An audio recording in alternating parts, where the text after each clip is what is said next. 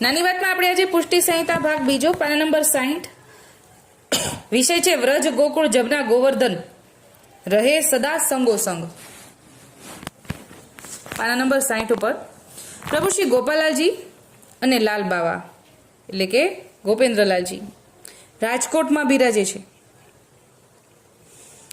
એ પ્રસંગ છે। પ્રભુજી તથા લાલ બાવા સંધ્યા સમયે રાજમહેલની અટારીમાં બિરાજી રહ્યા છે। રાજકોટમાં હરજી સુરજભાઈ વૈષ્ણવ જૂથ સાથે પ્રભુજીના દર્શન કરવા આવ્યા। સર્વોએ પ્રભુજીને સાષ્ટાંગ દંડવત પ્રણામ કરી શ્રીમુખ નિરખતા સરમુખ બેઠા। વિભાજી તથા ગંગાબાઈ શ્રીજી તથા લાલબાવાની પાસે ઊભા રહીને વિંજનવાય રસ ઢોળે છે, પુલકિત થઈ રહ્યા છે।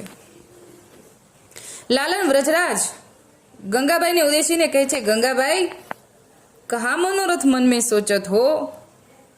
વ્રજરાજની વાણી સાંભળતા ગંગાબાઈ પ્રેમાવશ થતા બોલ્યા, રાજ રાજ ખમ્મા ખમ્મા। પ્રભુ મારા મનની આપ જાણી ગયા, આપ તો અંતર્યામી છો।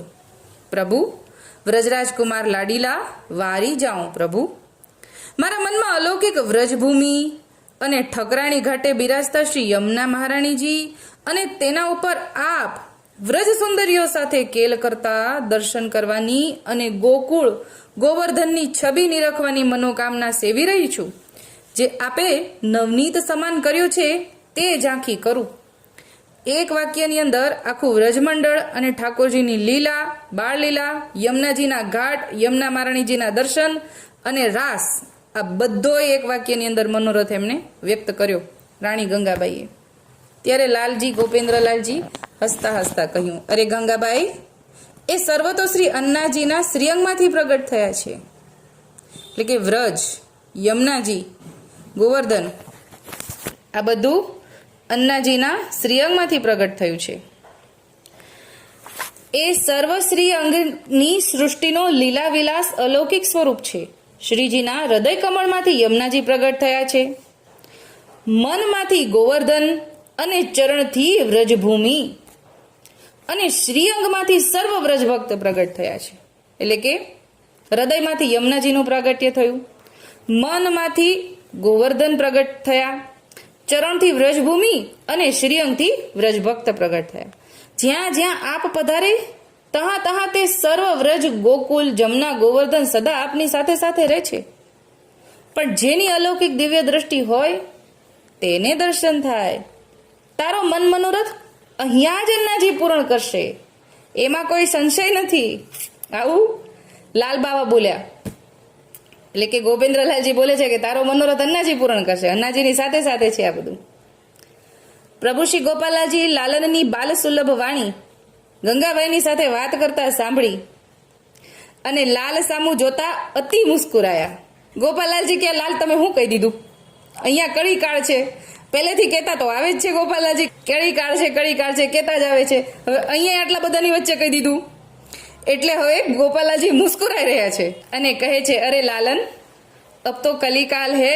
લાલને અતિ આનંદમાં આવી જતા કહ્યું, હા હા યાસુ मैंने कहो, कलिकाल के जीव को मन मनोरथ पूर्ण करने के लिए आप पधारे हैं और लीला करने वाले आप और हमसे बरजवे वाले हूँ आप, मैं या बात में कहाँ समझू जो तुम्हारी इच्छा। લાલનની મર્મભણી વાણી સાંભળી અતિ મુસ્કુરાતા આપ શ્રી થોડી વાર મૌન રહ્યા। હવે જો લાલન અને અન્નાજી બંનેનો વાર્તાલાપ કેવો છે, એકદમ નટખટ છે ગોપેન્દ્રલાલ। એટલે લાલ બોલી દીધું છે કે અહીંયા તને દર્શન કરાવશે, પણ ગોપાલાલજી મુસ્કુરાઈ રહ્યા છે અને પાછા ખાલી એક શબ્દ બોલે છે, અરે લાલન અબ તો કલિકાલ હે। હવે એનો જવાબ લાલજી શું કહે છે? ગોપેન્દ્રલાલજી, હા હા કળીકાળ છે એટલે જ કહું છું કે કળીકાળના જીવોનો મનોરથ પૂર્ણ કરવા તો આપ પધાર્યા છો, તો આ કળીકાળમાં મનોરથ તો પૂરો કરવો જ છે ને। મનોરથ પૂરા કરવા વાળા તમે, લીલા કરવા વાળા તમે, હમસુ બરજવે વાળે આપ એટલે કે મને ખીજાવા વાળા પણ તમે। અબ મેં યા બાત મેં કહા સમજુ એટલે હવે હું સમજુ, જેવી તમારી ઈચ્છા। એટલે એમ કે છે જો તમારી ઈચ્છા। લાલનની મર્મભરી વાણી સાંભળી અતિ મુસ્કુરાતા આપ શ્રી થોડી વાર મૌન રહ્યા। એટલે હવે ગોપાલાલજી કાંઈ બોલ્યા નહીં। બધા વચ્ચે પછી કેટલું બોલવાનું હોય, બે જણા અન્નાજી લાલન બંને કેટલીક વાત કરે પછી પ્રભુ શ્રી ગોપાલાલજીએ કહ્યું, લાલન લાલ तुम इन सब सोरठी वैष्णव के आगे परदेश की रीति सु बात करे, तुम्हारी रीति की बात में ये लोग समझेगो नहीं. એટલે ગોપાલાલજી કહે છે કે આ બધાની સામે આ પ્રજની ભાષામાં વાત કરો, વ્રજની ભાષા આ લોકો સમજશે નહીં.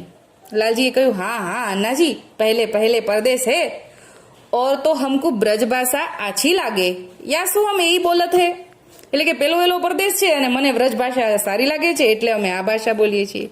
ત્યારે ગંગાબાઈએ કહ્યું, રાજ ખમ્મા ખમ્મા, તમારી ઈચ્છામાં આવે તેમ કરો રાજ, અમો તો આપની કૃપાથી સર્વ સમજી જશું. રાજ, આપની સર્વ રીતે અમને સોહાય છે. ત્યારે હરજીભાઈ ઊભા થઈને એક સાંખી બોલ્યા. હરજી સુરજવાળા હરજીભાઈ, રસ રીત રસિક કી મોહે સબે સોહાય, તાતે શીતલ જલસુ તુરત આગ બુજાય. પ્રભુ, આપ રસિકની સર્વ રસ રીત અમને સોહાય છે. પ્રભુ, ગરમ કે શીતળ જળ અગ્નિમાં પડતા તરત જ બુજાઈ જાય. પ્રભુ, આપની સુધી કે ટેઢી, એટલે કે આપની સીધી અથવા તો આડી સર્વ રસિક રસ રીતના કારણે અમારો વિરહાગ્નિ તુરત જ બુજાઈ જાય છે. પ્રભુ શ્રી ગોપાલાલજીએ લાલજીની ઈચ્છા જાણીને ગંગાબાઈ સહિત સર્વ જૂથને પોતાની અલૌકિક દિવ્ય રસ લીલાનું દાન કરવા વિચાર્યું.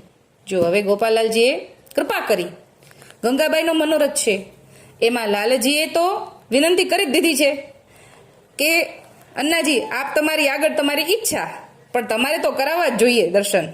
એ લાલજીએ પણ વાત કરી દીધી, એટલે હવે ગોપાલાલજી દર્શન કરાવવાના છે. પ્રભુ શ્રી ગોપાલાલજીના અલૌકિક અદ્ભુત શ્રીઅંગમાંથી અલૌકિક દિવ્ય તેજ પુંજ સહિત સર્વ લીલા વિલાસ પ્રગટ થયો. ક્યાં? રાજકોટમાં.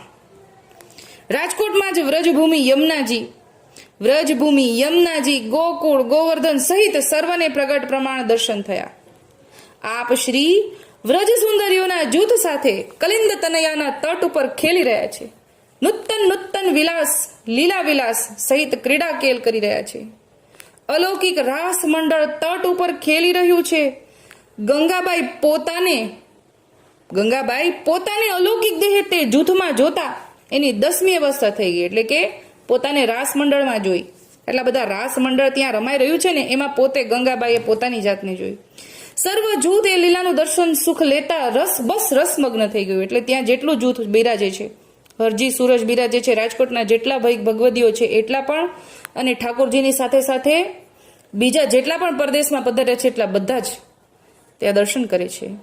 લાલજીએ ગંગાબાઈનો કર ગ્રહીને સ્વસ્થ કરતા કહ્યું, ગંગાબાઈ ઉઠ, તેરો મનોરથ પૂર્ણ ભયો. ગંગાબાઈ સ્વસ્થ થયા અને રાજના ચરણમાં પડીને ગદગદિત થઈ ગયા. રાજ, મારો મનોરથ આપે પૂર્ણ કર્યો. પ્રભુ, વારી જાઉં, બલિહારી જાઉં. રાજ, અતિ શ્રમ આ દિનજનો ઉપર કરવા દીધો, કોટી વારણા ઓવારી જાઉં. રજરાજ કુમાર. ગંગાબાઈનો અતિ દીન ભાવ જોઈને કહ્યું, ગંગા તો કુ સંગ લેકે ગોકુલ ચલેંગે, તું હમારી સાથ ચલ્યો. ગંગાબાઈએ કહ્યું, રાજ, આપની મદ કૃપા, રૂડું ધન્ય ભાગ્ય મારું થયું જાણું. એમ કહીને ગંગાબાઈ પોતાના મનમાં મોદ પામ્યા.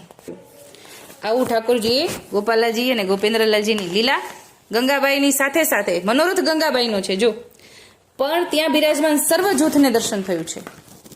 એટલે સંગ કરવો તો ભગવદીનો કરવો તો ભગવદીની આડીથી કદાચ આપણના મનમાં મનોરથ પણ ન હોય ને, તો એની આડીથી આપણને પણ દર્શન થાય. એટલે આવું ગંગાબાઈને દંડવત પ્રણામ પહોંચે. અત્યારે આટલું જ બોલીને મારી વાણીને વિરામ આપું છું, મારી નાની વાતને વિરામ આપું છું. બોલો શ્રી ગોપાલ.